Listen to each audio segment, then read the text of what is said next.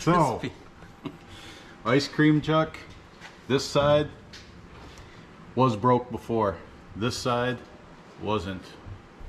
And if you look at this, if you can see, she's really crooked. If you look at that bolt, it's supposed to be straight, like that one. So, I'll blame it on Derek.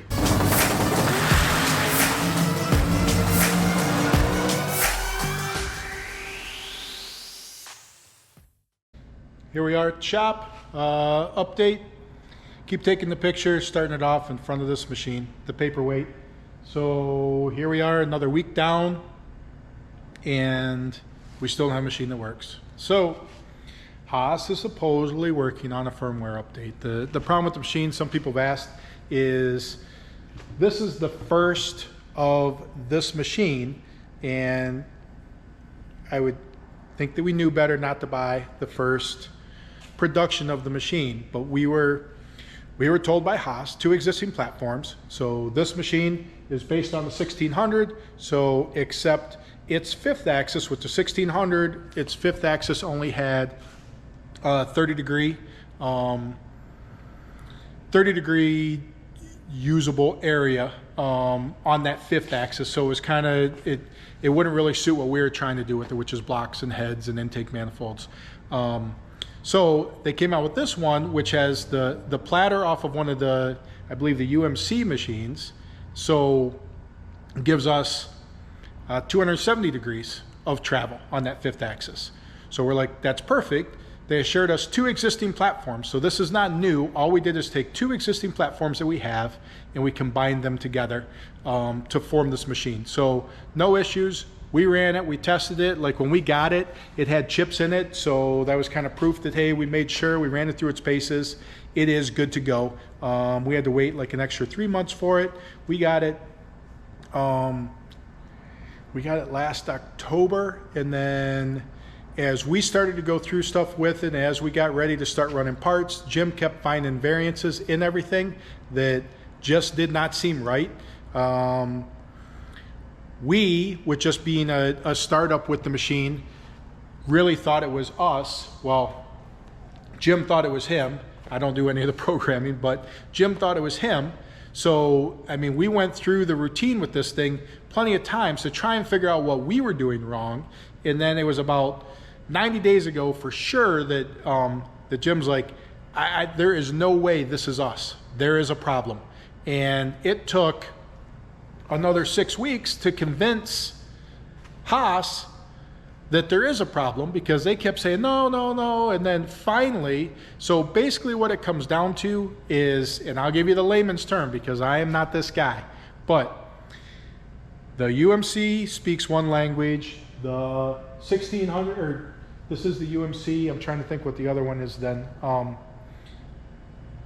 Either way, the 2 formats, the UMC version speaks one language, the one that the platter came from speaks another language, and it's not the same language. So therefore, there is a language barrier between the 2. So they've been working on a firmware upgrade for it, supposedly, so that that's gonna fix it. I mean, our local rep's been out, they've had the laser line, they've done through the routine with it. So our local rep has done everything that they can, trying to make it work. Now we're just waiting for HAAS to actually deliver the firmware fix that hopefully will allow us to run this machine. The problem is, every day this machine sits here costs $1,000. And HAAS hasn't waived the payments on it. HAAS hasn't said anything about, you don't need to pay for it right now. Like, and that's where we're at with it. So I'm hoping they're gonna step up to the plate once it's solved, or if they can't solve it, that they're gonna replace it with some, I mean, I don't know. Like, I'm open to things right now, but all I know is there's a great deal invested in this, and we are not able to do anything with it. So every day that I walk in the shop and I see this thing sitting here dark and nothing done, is frustrating. So just like people commented, can you see how frustrated I am? Yes, that's why I started covering it in the videos, just to document my frustration. So hopefully when I'm happy down the road, I can look back and say, man, I was frustrated back then, but now everything's great. That's what I'm hoping for. Today though, we are gonna get up to giving update on ice cream truck, because Derek, Vice Grip Garage, said there's an issue with the passenger side on this truck, on the ice cream truck, and he was right. There was an issue, but it wasn't what he thought it was. It wasn't anything that I thought it was. We'll update you on that, because yeah, it was about to be a major catastrophe with the ice cream truck.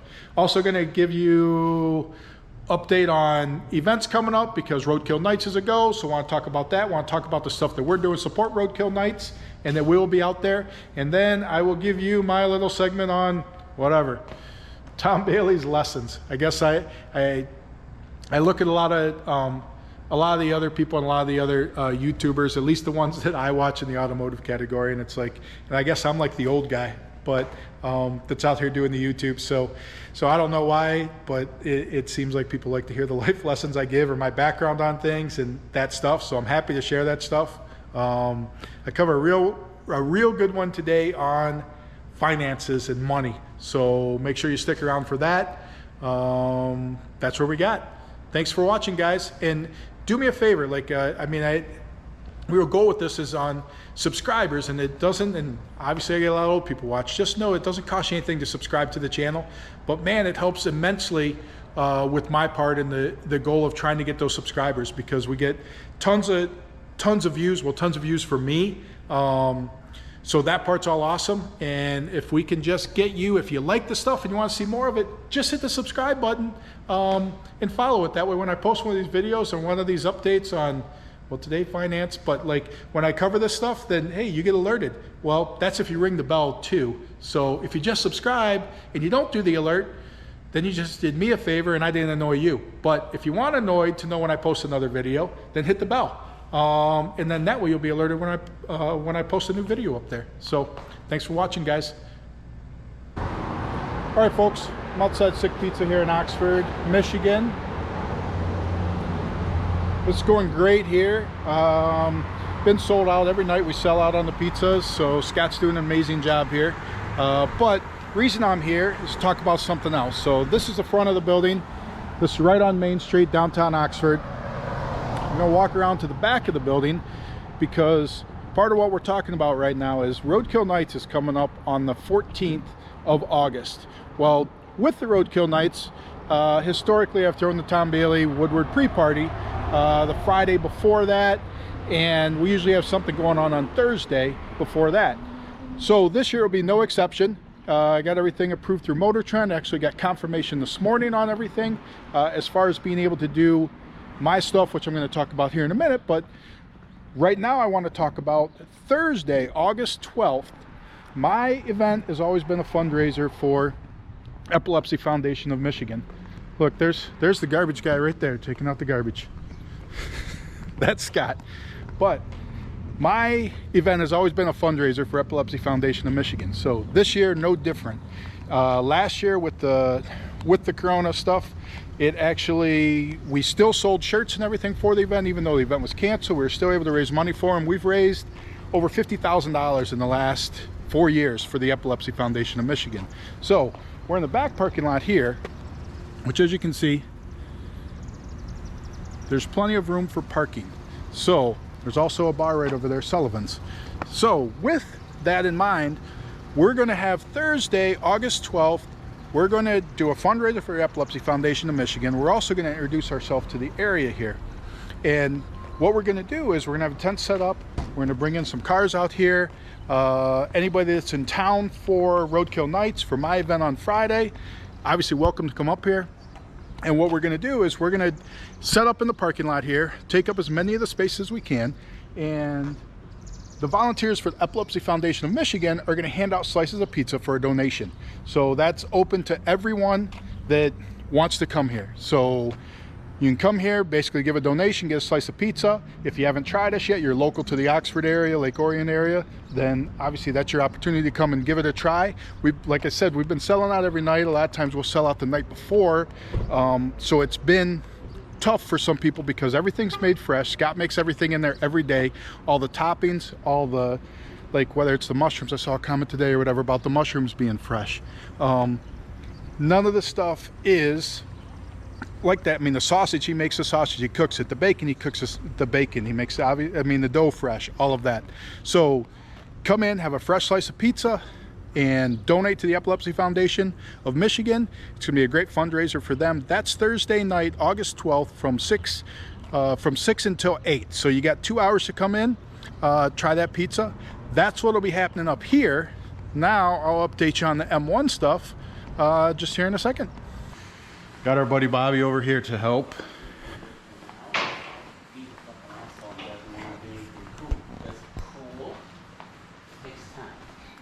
Cool takes time, but that's what Bobby says. And we're on TV again? God damn. So, ice cream chuck, this side was broke before. This side wasn't. And if you look at this, if you can see, she's really crooked. If you look at that bolt, it's supposed to be straight, like that one. So, I'll blame it on Derek, but might be the other guy that was dropping the front end on the last day because the back end wouldn't drop. But that's right with the ice cream truck. Hopefully, maybe get that tack back together by Bobby and Aydan.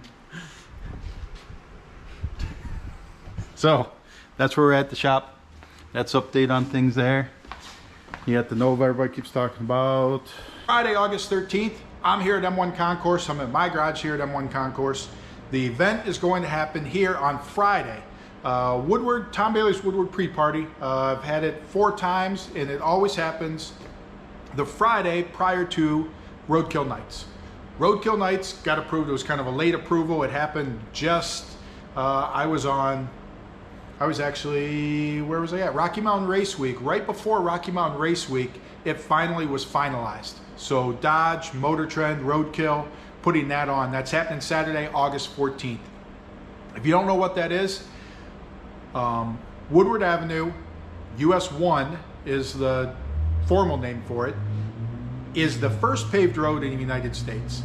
It started, I think 4 or 5 years ago. Is the first Roadkill Nights happened at the old Pontiac Silverdome, which is now an Amazon facility.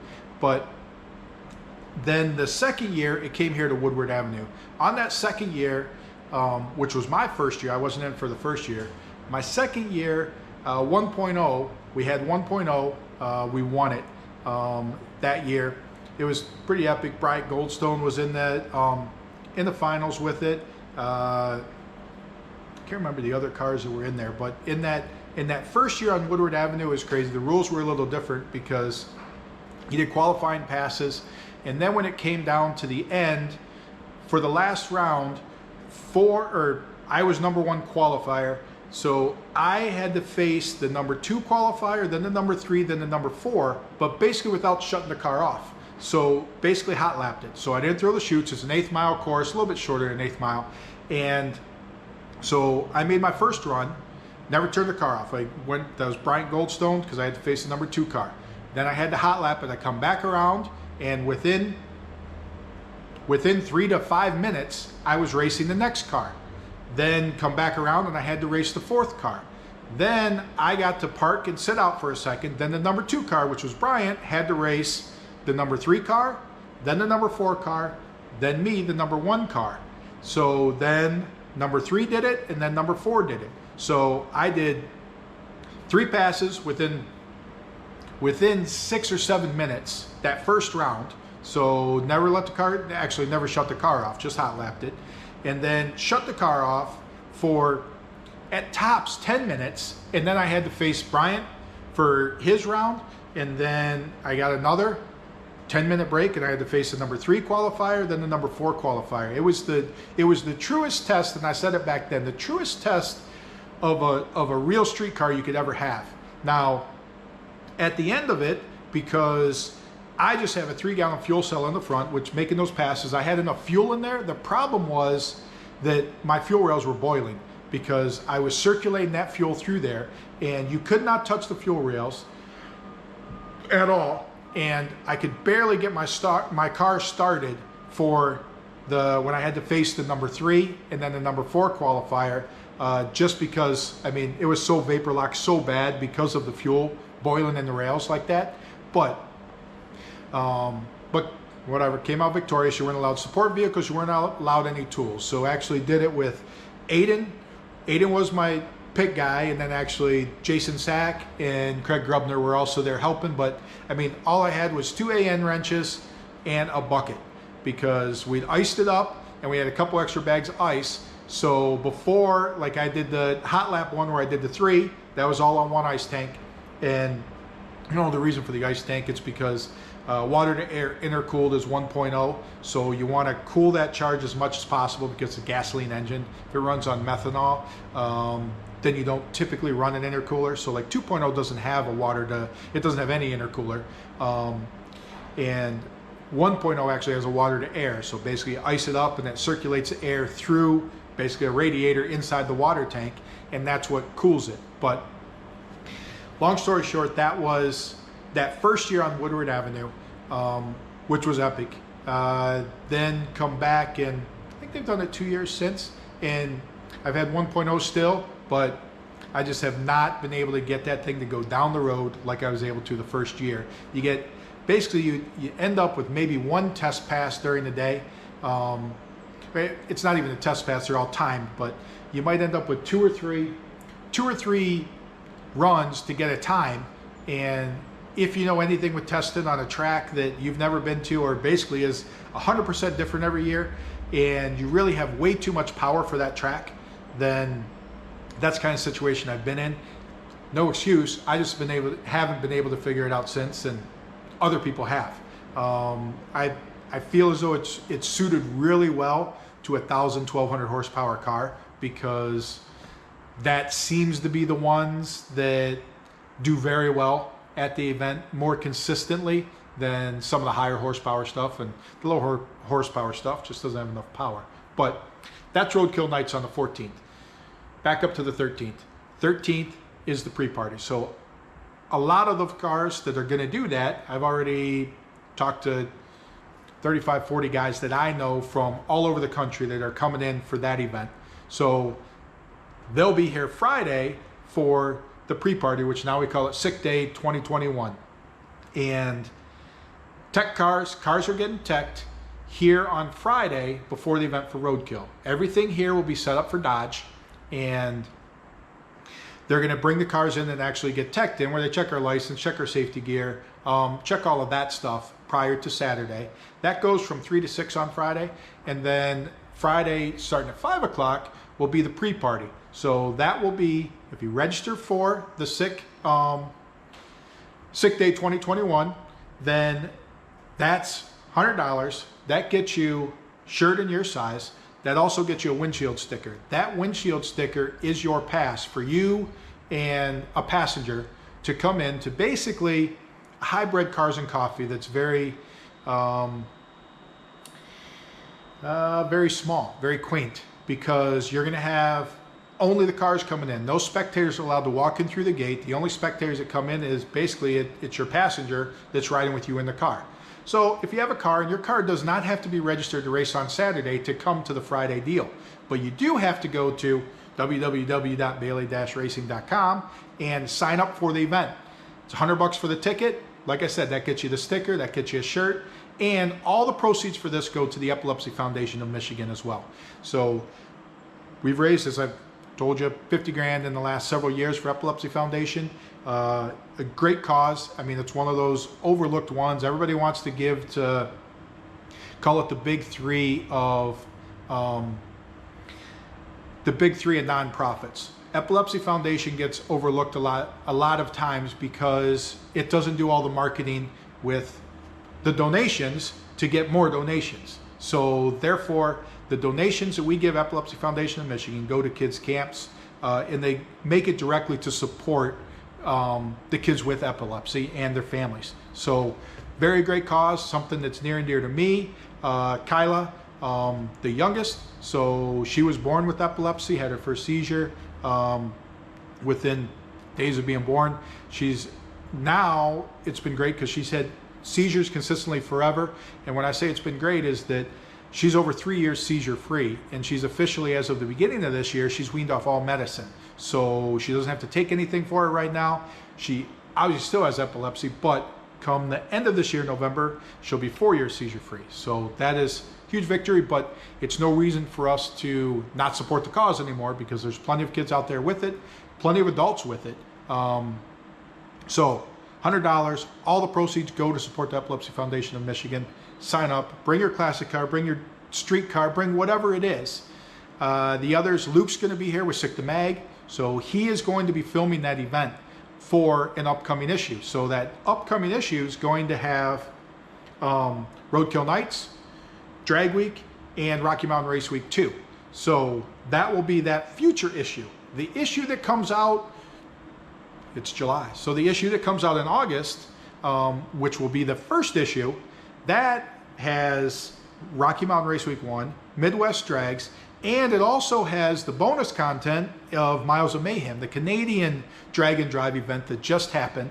Real small event, but we were lucky enough to get some people that could do the photographing or the photography and the writing for that event. So we're able to squeeze coverage of that into the magazine. When I say squeeze, we're extending the magazine to be able to have that coverage, but an event that hopefully next year we're going to be able to cover even more in depth, similar to the ways that we covered Rocky Mountain Race Week and Midwest Drags, because that is the whole idea behind this, is taking the real street cars, the real drag and drive cars that go out there and they put hundreds, if not thousands of miles on the car.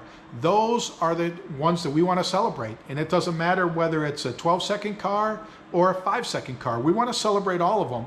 And like I've said before, so many of those cars get overlooked because the top cars or the real fast cars get a lot of publicity.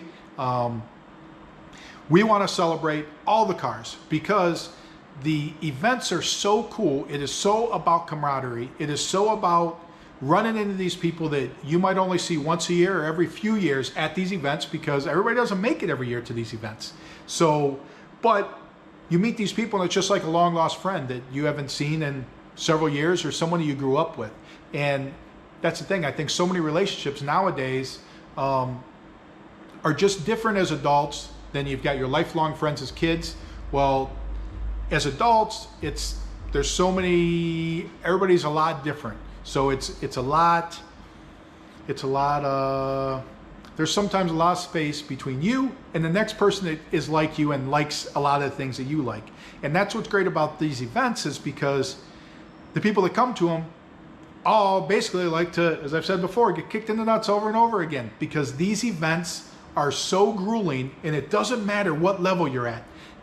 It is so grueling on you to basically be able to race your car in the morning or in the evening and then make a 300-400 mile drive to the next track for the next day or that evening. So it's a lot of like-minded people that like that challenge, because that's really what it comes down to. Is it is an uphill battle all the time, and just when you think you figured something out, you are reminded that you don't, because it doesn't matter, like I said, where you fall in that realm of cars. Like, cars break. I mean, that's one thing guaranteed, is that if it has moving parts, sooner or later it's going to break.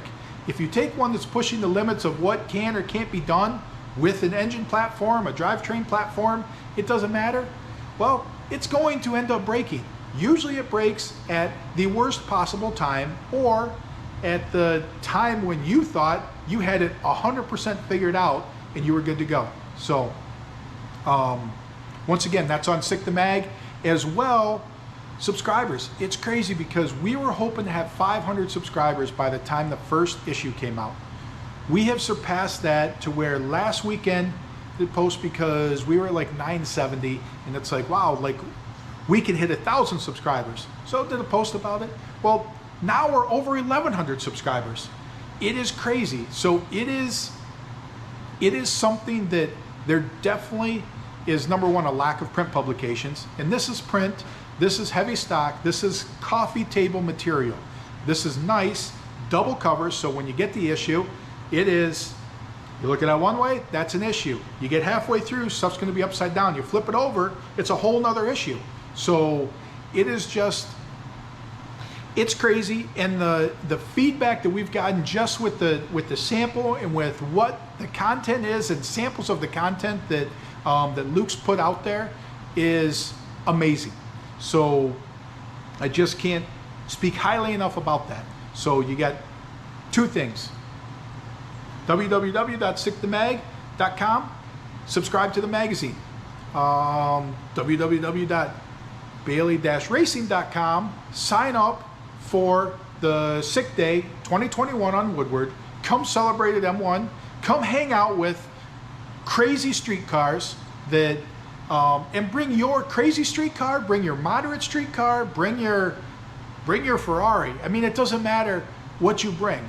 Come and enjoy it, but know that the only way you're getting into this is in your car with your passenger, because the public is not allowed through the gates. It is strictly that. Everything will be set up for Dodge for the next day, so it'll be real cool to have, like, call it the calm before the storm, and at the same point you're supporting such a great cause, Epilepsy Foundation of Michigan. Thanks for watching, guys. Please subscribe.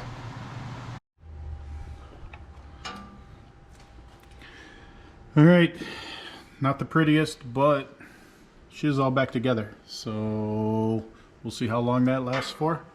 Got that straightened out. So now at least they're both straight on there. So there's the update on the ice cream truck. All right, guys,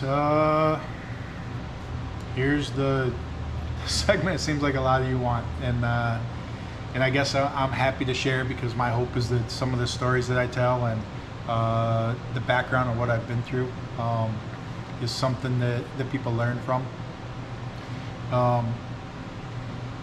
This one came up today with somebody that I was talking to, and so I just figured it, I mean, it was a good life lesson to share, because sometimes I forget what it was for me to learn it. But I was 28. Yeah, I was in that vicinity, my late 20s. But I will say that I learned about credit at a young age. At 18, just graduated high school, bought a brand new car off the showroom, a Chrysler LeBaron GT. Had the Mitsubishi V6 in it, 5-speed deal. Loved that car, but I bought it because I knew I could make the payments on it. That went down the road of other forms of credit with credit cards, and basically living beyond my means and what I was making, and I was doing well. I was making money. The problem was I was spending more than what I was making, or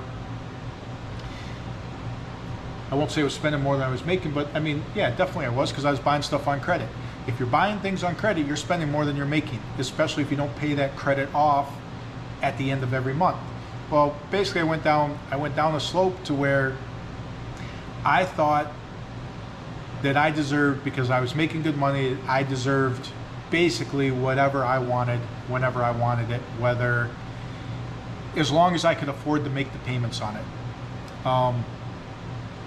So by the time I was 28, divorced and took all the debt that we had in the marriage with me. Basically at 28, I was living in an apartment, and I was $100,000 in debt, and I was driving an old car that was paid for. So that tells you what I had to show for $100,000 worth of debt. I read a book, The Millionaire Next Door. Now, I read plenty of sales books, plenty of different books, and I mean, most of the books that I read were all sales derived. I mean, things that, whatever, make you a better salesperson, make you more confident. And most of those things, basically, it taught you that you deserved whatever you deserved. And it wasn't until I read that book, because I thought, hey, everything's good. Like, I mean, I'm buying all kinds of stuff now. I mean, this is prior to the 28, when now I was driving a used pay for it card, because I went through several cars that I bought another car. I was upside down in the last car, so then that rolled in. I mean, common cycle that we all go through, plus all the credit card debt, and the fact that credit was real easy to come by, so it was real easy and the banks would tell me that, oh yeah, you're approved for that. Well, that to me was like the bank telling me I could afford it, and because I could afford to make the payments on it. So, like I said, 28, that's the position I was in. I read the book, Millionaire Next Door. I'm gonna put a link to it in the video here. But that book changed a lot of things for me, because when I read that, I learned that generally the most successful people, and a lot of times the wealthiest people, you would never know that they are, because the person standing next to them is in a flashy suit, has a flashy car, like has all these nice things. So you look at that and say, okay, well that guy is rich. And you look at the other guy that is worked hard his entire life and lived within his means, and you say, well, that guy doesn't have anything.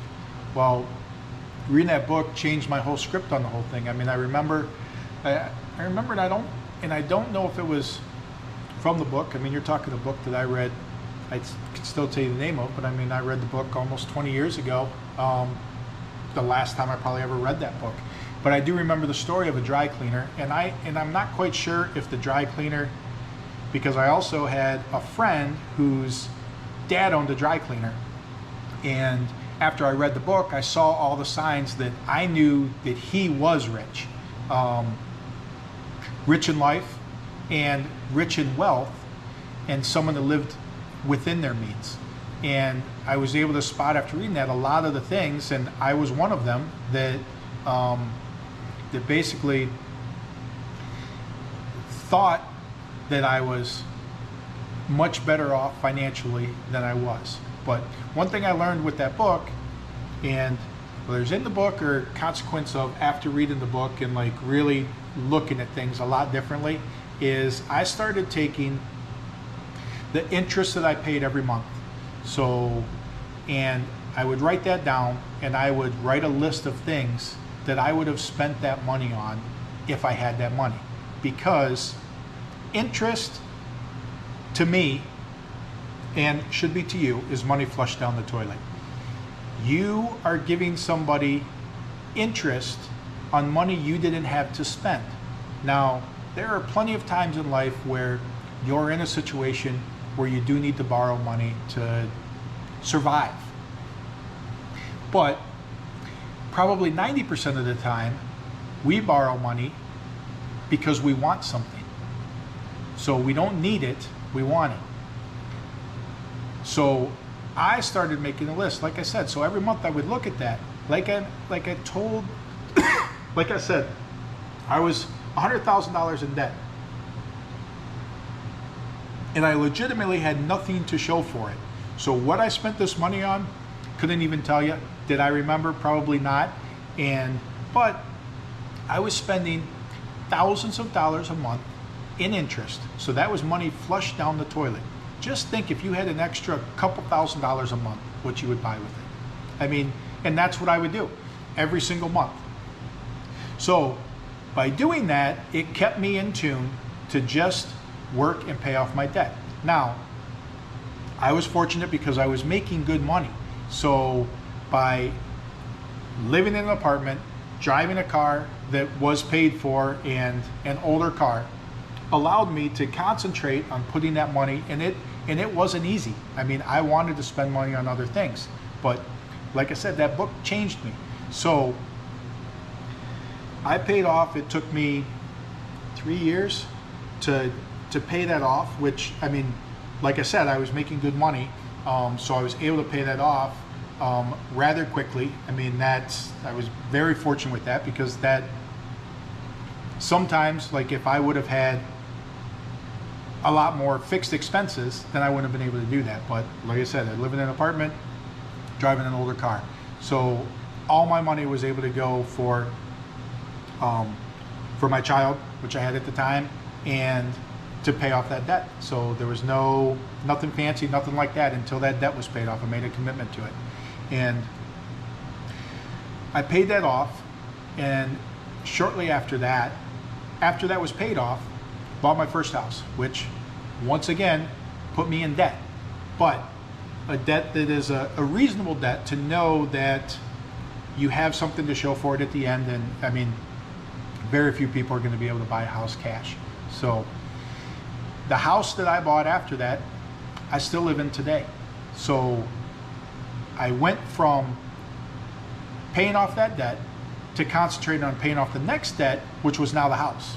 So I paid off the house in 6 or 7 years, but I concentrated on that because growing up, I suppose I was trained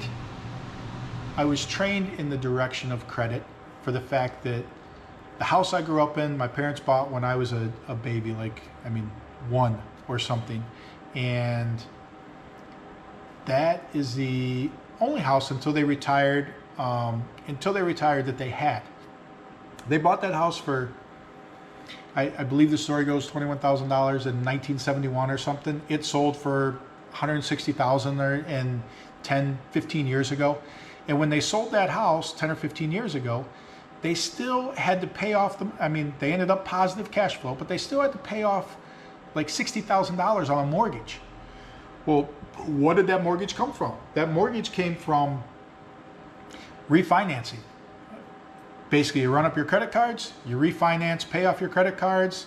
Now your cash flow is good again. You run up your credit cards, refinance, you pay off your credit cards. Like, I mean, it's a vicious cycle that people get into with that house. I mean, so my whole credit thing was a trained deal because nobody was telling me any differently, and I wasn't smart enough to look at it realistically myself. So that's part of the reason why I'm having this conversation with you guys, because I just want you to be cognizant of it. So paid off that house, and once again, the house I still live in today. So after paying that off, then save money. But I mean, now everything is much different because I was able to work myself out of debt. So I don't have a house payment, so there's no mortgage. And the cars, I got in a cycle to where I always, when I have a car, then I work on saving up to buy the next car while that car's paid off, so that then once I have the money to buy that next car, that's when I get another car. Now, once again, I mean, I've been very fortunate in things that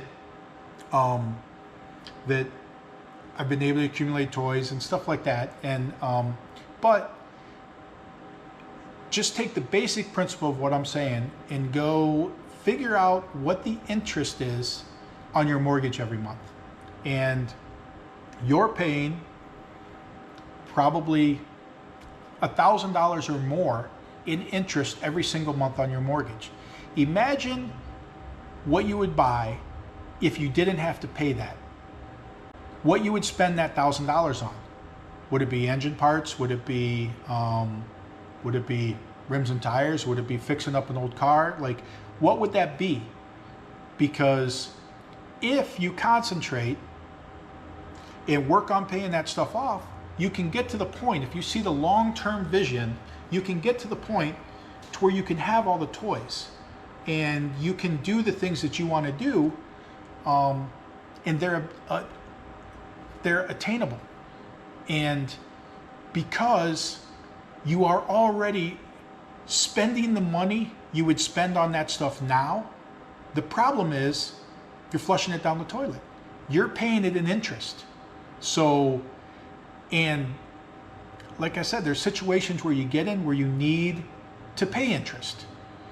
But do yourself a favor and do whatever you can to shorten that up.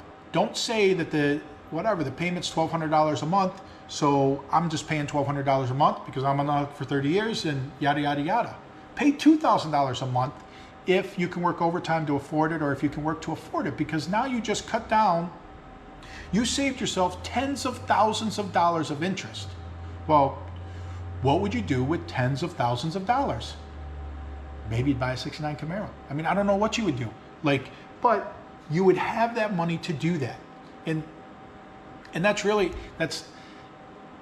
all I'm telling you, because I wasn't told as a child this lesson about money, because I don't believe my parents were told that, and I don't think it's an easy concept to grasp for whatever reason, because we are trained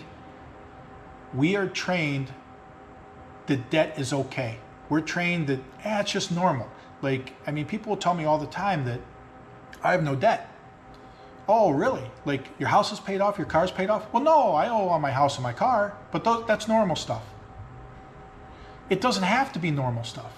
Like, if you get yourself in that cycle and you take that money, and like I said, the best thing you can do is calculate how much interest you're paying every month, and make sure that you do it monthly, that you go through the effort to do it, and you look at it, and whether you write a list or you just think about it, figure out what you would buy with that money if you had it, because it was yours. You just gave it to the bank. So the bank got to spend it on whatever they wanted to spend it on, but you didn't get to. If you didn't have to pay them that interest, think of what you would have spent your money on, because this was your money you gave to them because they gave you $1 2 weeks ago or 2 years ago or 5 years ago.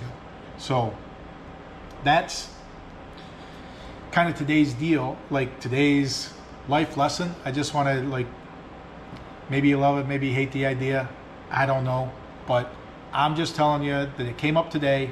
So I thought it was important enough to share, so that even if it helps one person, then that's awesome. But just know that society wants to teach you debt is okay. And your house is debt, your car's debt, your credit cards are debt. Anytime there is interest paid, that is money that was yours, that you willingly gave to somebody else, that in the short term maybe you had to, but in the long term you probably didn't, that you could have worked your way out of that by concentrating on things. So I can tell you that most of my toys, not most, all my toys didn't exist till after my house was paid off.